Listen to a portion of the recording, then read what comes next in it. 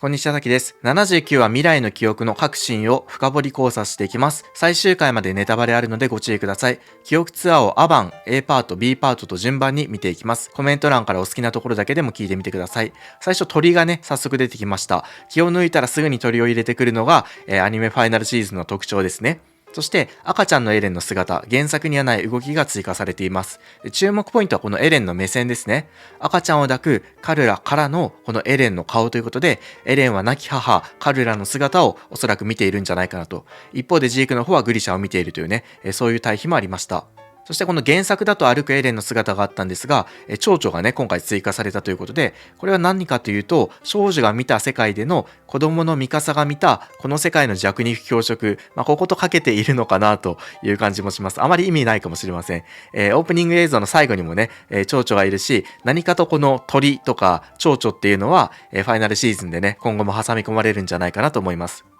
で注目はこのグリシャがね、医者にゴマをするシーンですね。これ原作読んでても私気づかなかったんですが、めちゃくちゃね、高速で手でゴマをすっていました。自分の父親だったらね、見たくない姿なんですけれども、ちなみにこの人、グリシャが相手をしていたのは、王政編で出てきたこの王の側近の、五分分けのね、偉い人です。進撃のアートクラスターに通じる言い方をすると、芸術家ザックレーのね、最高傑作と名高いお姿のこの人物ですね。そしてエレンの望遠技も良かったです。このクソ親父はエルディア復権のためなら妻子をクソダメに捨てるようなクソ野郎っていうね、このシーンに声がついた結果、全力で望遠技をする、カジさんのね、声が、追加されました。洗脳が解けた人はね、自分で洗脳が解けたと言わないし、これは明らかにね、エレンが嘘を言っているんですが、平調並みにね、クソ野郎っていう風に連呼していましてね。で、今回このエレンが洗脳を解けたよっていうのは、ここまでなんですね。この後、自分から次へ行くぞという風になっていくというところも一つ注目です。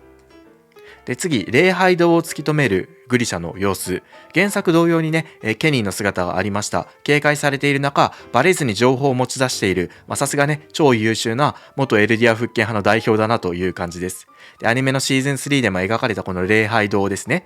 ここに来たんですけれども、このグリシャのためらいがね、アニメだとより強く伝わりました。これはエルディア人の使命か、いつか滅びるかもしれないけれども、祭司が待っている平和な日常、壁の中の日常か、どちらを選ぶという、選択にですね、グリシャは後者を選んだと。自分の家族を選んで、涙を流していましたね。これ家族への愛情と大切な日常だけじゃなくて、申し訳なさとか、自分の弱さに対する苦しみみたいなものもあったんじゃないかなと思います。そしてその姿を見るね、ジークが切なかったですね。これアニメオリジナルでジークの回想が追加されました。これどんな場面かというと、レベリオ収容区でジークとグリシャが暮らしていた頃、グリシャがですね、使命を優先して、ジークをないがしろにしていた、その場面ですね。つまりジークからすれば、このグリシャという人物は最低な父親であってほしかったと。しかし、この記憶ツアーで、グリシャが見せる顔というのは、家族思いのね、いい父親の姿ばっかりなんですね。だとすると、なぜその愛情を俺に向けてくれなかったんだってね、いうふうに、少年ジークの心はね、思っているんじゃないかなという感じです。そして、グリシャがね、ジークを見るこのシーン、前回の動画でも説明しました。ここから消極的だったエレンが、グリシャがね、ジークの姿を見られるということに気づいて、自らですね、扉を開けて先に進もうとする自分がやるべきことを分かってきたというような描写でした。で、ここまでがアバンです。かなり長いですね。そして次 A パート。最終回のコマ追加されたのを気づいたでしょうか。この赤ちゃんエレンを抱きかかえるグリシャの様子ですね。おそらく生まれたばかりだと思うんですけれども、そんなエレンをね、抱きかかえるカットです。最終回で描かれるお前は自由だというね、このコマのアニメバージョンでしょうね。で、このコマの後に、エレンのセリフで、俺は生まれた時から俺のままだというね、セリフが入っているので、このあたりやっぱりこのエレンという人物を理解するにあたっては重要なポイントかなと。原作を読んでる時はね、つい目を背けてしまったけれども、エレンは9歳にして自由を奪う強盗を殺すほどの、リヴァイが言うところの化け物でもありますよね。生まれた時から自由である自分が自由であり続けるために、自由を奪う敵をですね、駆逐する物語だったっていうのが進撃を通じて見えてきます。ちなみにこのグリシャの言葉がエレンの自由を求める心を動かしてしまったのかな的なね、妄想も少しあるんですけれども、そのあたりはまた別動画で話していきます。で、これミカサのマフラーですね。原作だとこれミカサの方を映していたんですが、アニメだと子供エレンの表情を見せていました。これ頬をあからめるこのエレンの姿がね、非常に可愛かったですね。一方でこの大人エレンはこの様子を見てミカサの人生を変えてしまった象徴としての、マフラーを見ているんじゃないかなと。後にね、マフラー捨ててほしいとも言ってるし、この場面を見るのはね、喜びだけでは当然なかったんじゃないかなという感じです。で、ボール遊びの場面もありましたね。アニメでより強調された路上の親子のボール遊び。これは何度も過去に話していますが、ジークにとっての愛情の象徴みたいなものでしょう。これ漫画を見てわかる通り、この幼少期のジークが、路上で遊ぶね、親子の様子を見ますと。で、この早く今日は終わったからだから遊ぼうよと言おうとしたところで、グリシャがですね言葉を遮って今日はたくさん勉強できるなと。でジークの方は、相手のね言うことに従ってと、自分の言いたかったことを、言えなかったんですね。でジーク少年としては父親とただ遊びたかっただけだし、結果を出せていなくても自分そのものを愛してほしかったんだけれども、グリシャの方はジークの言葉や思いを無視して使命を果たせとね、考えを押し付けているという、ジークにとっての愛されなかった象徴みたいなシーンが一つこれですね。そして一方でクサバーさんの方はキャッチボールを通じてねジークへの愛情を示していると、相互に通じ合うねこのコミュニケーションの象徴としてこのキャッチボールっていうボール遊びがありましたと。でそれがあった上で今回ねこの路上で遊ぶ親子の姿、またここでもボール遊びをしているんですね。そしてこのボール遊びが、映し出されたタイミングでジークがね俺はお前を決して見捨てない、クサバーさんが俺にそうしてくれたようにというセリフがあると。でここは明らかにこの先ほど言ったジークの心境と重ねているし、愛を感じられなかったねジーク少年を思い起こす演出ですよね。だからこそこのジークの言葉っていうのは、世界を救う前にたった一人のお前を救いたいんだっていうねエレンへの言葉はある意味ではジークがグリシャにかけてもらいたかった言葉かもしれないなと。エルディア復権の大義の前にたった一人の息子のお前を大事にするっていうところでね、そういう言葉が欲しかったんじゃないかなと思います。別にそれは大それたことじゃなくて路上の親子のようなねボール遊びでよかったんだろうなっていうところも切ないところですね。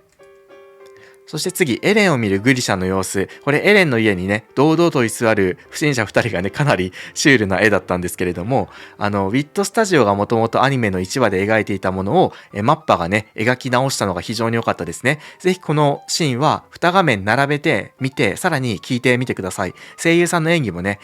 再録っぽいので、結構違いました。でこの描き方に関しては例えばねこのミカサの姿なんかはミカサの耳を出してるアニメのねウィットスタジオ版とミカサの耳が隠れてるね、マッパ版で、キャラクターデザインもね結構違いますよね。他にもこのエレンの発言を受けてのグリシャの顔なんかも、微妙にね、違っていたりしました。そして何といってもこの衝撃的なね1話のシーンの裏側っていうところが、アニメの1話と、今回のね69話では全然違ったと。ぜひ動画を並べてみて聞き比べてみると、面白いのでやってみてください。そして記憶ツアーの B パート、見ていきましょう。フリーダの目の色の変化、ここも、漫画よりね分かりやすかったですね。巨人と戦ってほしいというグリシャの願いに対して葛藤するフリーダの姿がありました。その後にフリーダの目の色が紫色に変わるんですね。でこれはおそらくなんですが、フリーダが迷った結果付箋のちぎりが働いたんじゃないかなと。初代レイス王の状態になったのは間違いないと思うんですが、フリーダ自身が迷った結果そのレイス王の気持ちがですねフリーダを乗っ取ったに近いんじゃないかなと思います。でその後のフリーダは、我々ユミルの民が裁かれる日が来たのです。私は巨人大戦の悲劇で悟りましたとね、フリーダ自身が体験していない巨人大戦の悲劇を言っているので、これはカール・フリッツの言葉をフリーダが言っている、言わされてるだけっていう感じですね。一方でグリシャの方もエレンの意思で動いているので、実はフリーダ VS グリシャに見えて、カール・フリッツ VS エレンという構図っていうところも、面白いところです。そしてねここは進撃っぽいなと思ったんですが、このねグリシャがためらう姿を見てフリーダの方もためらうんですが、周りの家族はね殺せっていうシーンが進撃の巨人らしくてね印象的でした。医者なので自分は殺せないとグリシャは言って、でフリーダの方も平和思想なのでね巨人化するのをためらっていましたよね。でこのカール・フリッツに関して言うと、そのウーリーレイス時代もケニーにとどめを刺さずに土下座をしていたと、自分で手を汚したことがない可能性すらあるのかなとも思うんですが、そういうね平和思想の人間だったので、すぐにはグリシャに対して襲いかかりませんでした。しかし外野はね、違いましたね。その男を生きて返すわけにはいかない。早く殺してよと。楽園が壊されちゃうというふうに言うんですね。これ自分が手を汚さないのをいいことに、殺せとね、好き勝手に叫ぶ家族たちの、なんていうか醜さというか、あとはこのフリーダ自身がね、エルディア人は死を受け入れろという話をした後なのに、自分たちは死にたくないっていう話をするのも、なんかこれ非常にね、進撃の巨人らしい、一コマだなというふうに思いました。そしてロッドレイスの姿も印象的でしたね。まずこのグリシャの説得に対して一番後ろに陣取ってるんですね。一番安全圏にいます。そして一番最初にね、やっぱり逃げ出したと。で、逃げ出した後も、みんなよりもね、一番後ろにいる、遠くにいて、殺せっていう風にね、叫んでいるという感じです。じゃあ逃げ足が早かったから生き延びたのかっていうと、これはエレンの指示で生かされていたんじゃないかなという感じです。ちなみにロッドレイスに関してはアニメのシーズン3でヒストリアに対して、自分は偶然助かったというふうに言っていたんですが、我先にね、逃げてるじゃんっていうところがね、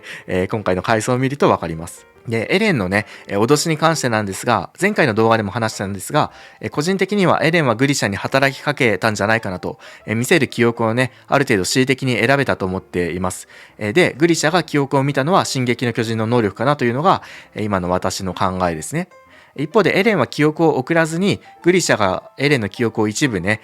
勝手に受信してるだけみたいなね、そういう可能性もあるんですけれども、このエレンの脅しのシーンでエレンの目の光がね、灯っていると。これを見ると、やっぱりエレンはね、何らか意図的に能力発動しているんじゃないかなというふうに感じます。そしてグリシャとメスというところで、ここがね、個人的にはね、今回の話で一番印象的だったかな。グリシャの演技、狂気的な顔、最高でしたね。これアニメで見られて本当に良かったです。命を救う医者として第二の人生を歩んできたのに、過去の選択、自由の代償が自分を逃がさないというね、そういうシーンでした。で、この右手に、メスをね、刺す描写に関しても、昔ね、ちょっと考えたんですけれども、この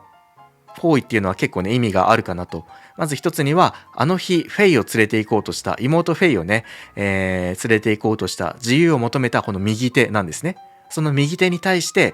メスを刺すというところで自由の代償っていうところを一つ象徴しているんじゃないかなと思います。でさらにはね、グリシャはもともと右利きなのにやっぱりあえて左手でメスを持って右手を刺してるっていうのはこれやっぱりねこの右手を刺してるっていうところがポイントなのかなと。でもう一つね、この命を救うメス、これをね、使って自分を傷つけると。そして命を奪う巨人化をするというところもね、非常に皮肉的ですよね。そして最後、グリシャのね、ダンスです。今回のアニメで一番怖かったシーンはここですね。アニメ化でグリシャの気持ちが痛いほど伝わりました。前日まで子供たちを助けていて、殺せないと言っていたのに、小さな子も殺したと。で、大事な巨人化注射すら落としてしまうほどの動揺と、混乱、逃げられないこの苦しみっていうところですね。どこにエレンがいるかわからないし、声もかけてくれないから動き回るしかないという感じですよね。人を救う医者としての自我は崩壊して、もう狂わなきゃね、見ず知らずの家族、子供を殺すなんてできないというところです。でこのグリシャの狂気ダンスの理由の一つには、もしかしたらレイスケ殺害した後にエレンがね、地ならし、あの景色を見せたんじゃないかなという感じもします。というところで以上です。今回印象的だったところがあればぜひコメントください。以上、滝でした。それではまた。